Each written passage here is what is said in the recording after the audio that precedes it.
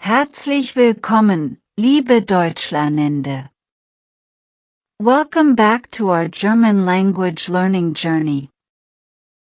I hope you've been enjoying our lessons and finding them helpful in building your language skills. If you're new here, be sure to subscribe to our channel and hit that bell icon so you won't miss any of our lessons. Sentence types in German. Today, we'll explore the different sentence types in German and address common mistakes learners often make. In German, there are three main sentence types: statements, questions, and imperatives. Let's start with statements. These are sentences that convey information or make statements. For example, ich trinke Wasser. I drink water.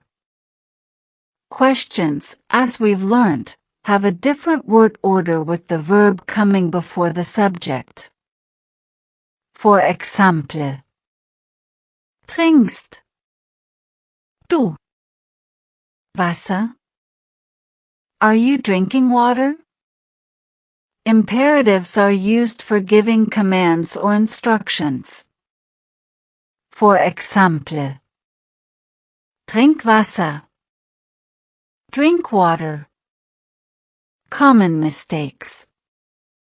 Now, let's address some common mistakes learners often make. One common mistake is forgetting to use the appropriate word order for questions.